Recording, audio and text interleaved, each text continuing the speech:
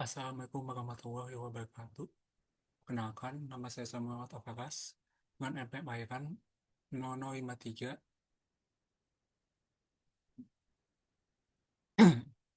Bismillahirrahmanirrahim. Assalamualaikum warahmatullahi wabarakatuh. Selamat pagi, siang, sore, dan malam bagi para penonton yang sedang menonton video ini. Sebelumnya, kenalkan, nama saya Samuel Tafakas dengan NPM layakan 0053. Statistika Angkatan 2023. Mahasiswa yang mengikuti pelajaran spasial. Pada kesempatan kali ini, saya akan membahas tentang laporan saya untuk analisis spasial sebagian kasus tuberkulosis di Provinsi Jawa Tengah tahun 2024. Lanjut ke pendahuluan bagian latar belakangnya itu tuberkulosis. Tuberkulosis masih menjadi masalah kesehatan yang serius secara global dan nasional dengan variasi insiden yang dipengaruhi dengan faktor individu dan ekologi. Penelitian epidemiologis menyatakan bahwa komorbid seperti HIV secara signifikan meningkatkan peluang terjadinya TBC aktif dan bukti meta-analitik menunjukkan pula hubungan kuat antara HIV dan prevalensi TBC pada populasi yang hidup dengan HIV. Selain faktor klinis, faktor ekologis, dan sosial ekonomis seperti pada penduduk dan kemiskinan sering dikaitkan dengan variasi spasial insidensi TBC sehingga memerlukan pendekatan analisis pada tingkat area untuk memahami pola sebarannya.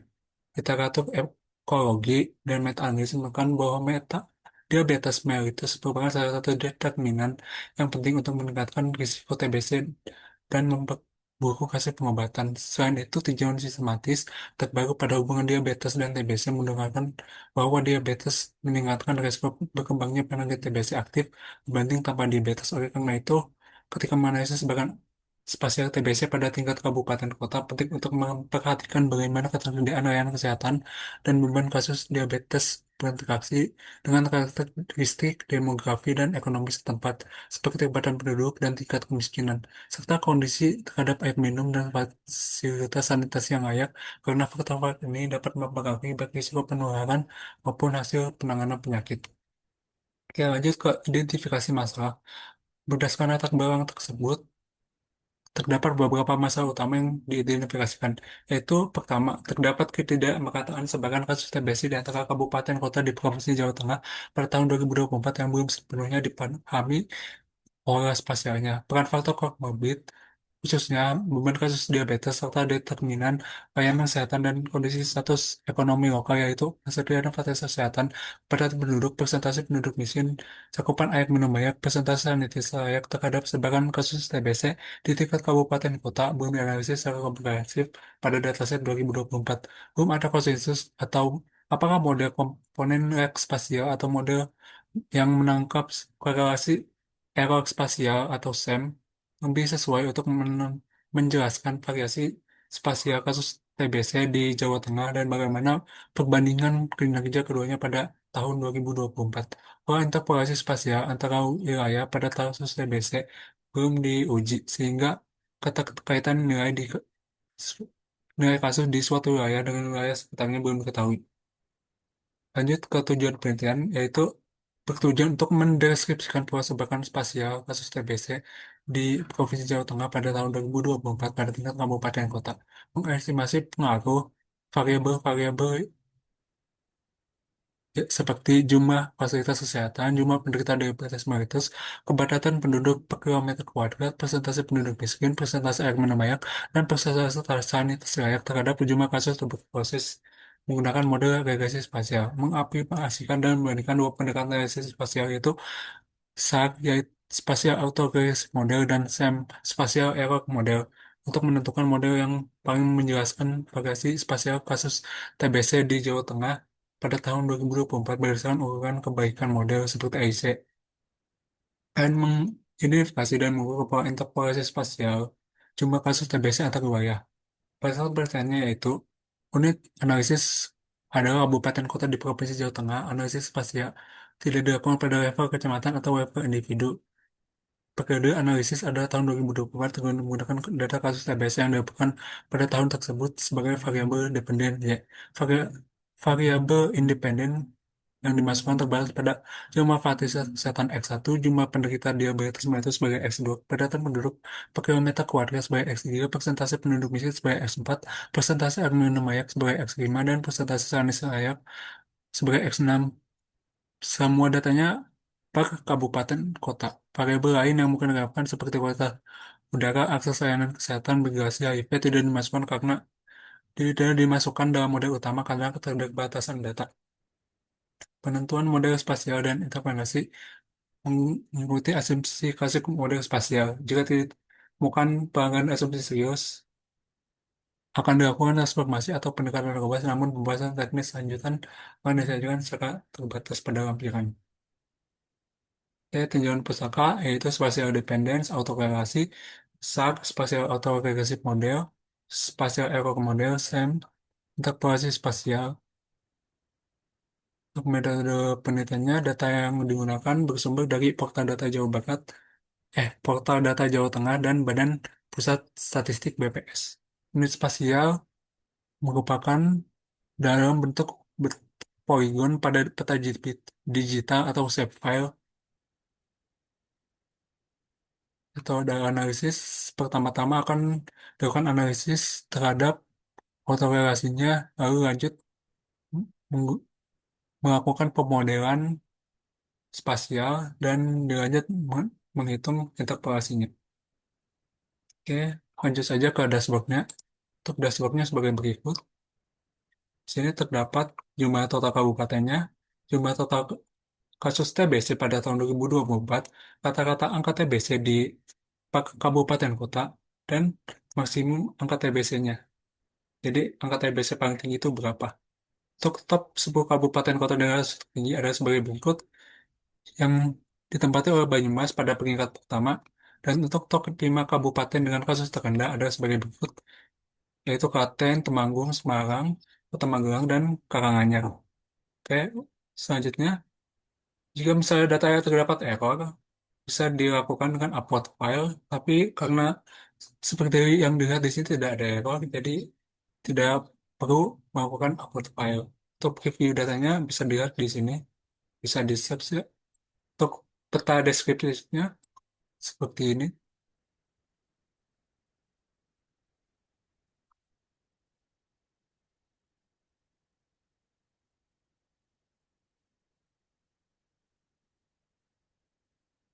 Nah, sedikit lama ya loadingnya.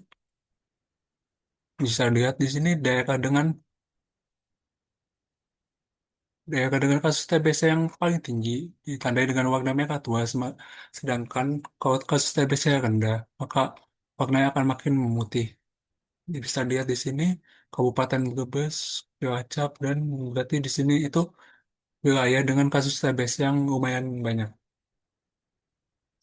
Untuk analisis autokorelasinya, nilai muatan I sebesar 0,5299 dan terdapat p-value-nya kurang dari alpha, yang berarti terdapat autokorelasi positif. Untuk multikolinialitasnya, bisa dilihat di sini, dari X1 sampai X6 tidak terdapat nilai Viv yang lebih dari 5, yang berarti tidak terdapat multikolinialitas antar variabel X-nya. Oke, lanjut ke peta Lisa clusternya. Bisa dilihat di wilayah sekitar sini terdapat kuadran high-high, yang artinya kasus di sini itu saling mempengaruhi cukup tinggi. Jadi kalau kasus di sini tinggi, kasus di sebelahnya juga tetangganya juga tinggi. Dan terdapat satu wilayah yaitu Kota Magelang yang kuadrannya low-low. Di sini bisa dilihat distribusi kasusnya signifikan, yang tidak signifikan sebesar 80% dan yang signifikan ada sekitar 20% dengan 17,1% high-high dan 20,86% low-low. Model SAR-nya bisa dilihat untuk model SAR yang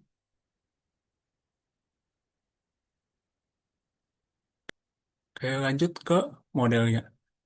Pada model SAR bisa dilihat bahwa X1 dan X3 tidak signifikan pada taraf 0,05, Dan untuk model SEM ternyata tidak ada variabel X yang signifikan. Oke, dan didapat nilai ICSF sebagai berikut dan nilai ICSM sebagai berikut. Dengan melihat signifikansi dan nilai IC, bisa disimpulkan bahwa SARC merupakan model yang terbaik untuk analisis kasus tuberkulosis ini. Lalu kita akan cek uji autorelasi residual dari SARC-nya. Didapat p-value sebesar 0,84 yang artinya setelah dimodelkan dengan SARC, tidak terdapat autorelasi spasial pada data tersebut. Oke, selanjutnya akan lihat interpolasi IDW. Berikut petanya. Bisa dilihat uang di daerah tersebut warnanya merah, berarti ini menegaskan kembali bahwa kasus TBC di daerah sini sangat tinggi dan semakin putih, maka kasusnya jadi semakin rendah. Kalau begitu, masuk ke kesimpulan dan saran. Nah, berdasarkan rangkaian analisis spasial yang telah dilakukan terhadap data tuberkulosis di Provinsi Jawa Tengah tahun 2024, dapat ditarik beberapa kesimpulan utama. Pola sebaran kasus TBC terbukti tidak menyebar secara acak, melainkan memiliki pola mengelompok atau klaster yang signifikan secara statistik. Konsentrasi kasus tertinggi atau hotspot terpusat di wilayah bagian barat Jawa Tengah yang meliputi Kabupaten Brebes, Tegal, Banyumas, Cilacap sebagai klaster high risk. Dan kondisi ini menunjukkan bahwa wilayah-wilayah tersebut saling mempengaruhi dan memiliki resiko penilaian lintas batas yang kuat. Dalam hal model dalam hal pemodelan ekonometrika spasial, pendekatan spasial autoregressive model terbukti memiliki kinerja yang lebih baik dibandingkan spasial error model berdasarkan kriteria IC yang lebih rendah dan melihat bagaimana signifikansi dari variabel independennya. Hal ini mengindikasikan bahwa tingginya kasus TBC di suatu wilayah dipengaruhi secara langsung oleh tingginya kasus di kabupaten terkaya dan terjadi mekanisme spillover effect pada variabel dependen. Faktor-faktor tersebut terbukti berpengaruh signifikan dan positif terhadap peningkatan kasus TBC dalam model terbaik ini adalah jumlah fasilitas kesehatan dan tingkat keberhasilan penduduk yaitu X1 dan X3. Sementara itu, variabel sosial ekonomi lainnya seperti kebersihan dan sanitasi tidak menunjukkan pengaruh signifikan dalam model tersebut. Untuk sarannya, mengacu pada kesemuan di atas, rekomendasi kebijakan dapat dirumuskan bagi Dinas Kesehatan Provinsi Jawa Tengah atau pihak-pihak terkait. Fokus utama adalah intervensi kesehatan yang diprioritaskan pada wilayah dengan kasar high-high di bagian Jawa Tengah mulai pendekatan aglomerasi atau lintas wilayah administratif. Penanganan TBC di Brebes, Tegal, dan Banyumas tidak dapat dilakukan secara parsial, melainkan membutuhkan koordinasi terpadu antar pemerintah daerah untuk memutus rantai penularan di perbatasan. Selain itu, perlu adanya strategi khusus manajemen lingkungan di wilayah padat penduduk, mengingat kepadatan penduduk terbukti menjadi faktor pendorong utama kasus TBC. Program perbaikan ventilasi hunian dan pengurangan kepadatan penduduk dalam rumah harus dikerjakan di area perkotaan yang padat terkait penemuan hubungan positif antara jumlah kasus kesehatan dengan jumlah kasus. Hal ini memungkinkan mencerminkan tingginya deteksi kasus atau case deteksi yang terat. Oleh karena itu, pemerintah harus memastikan bahwa tinggi angka penemuan ini diimbangi dengan ketersediaan logistik, obat-obatan yang memadai, serta pengawasan kepatuhan minum obat yang ketat di fasilitas-fasilitas kesehatan tersebut agar pasien yang terdeteksi dapat sembuh total dan tidak menjadi sumber penularan baru. Oke, sekian dari saya. Wassalamualaikum warahmatullahi wabarakatuh.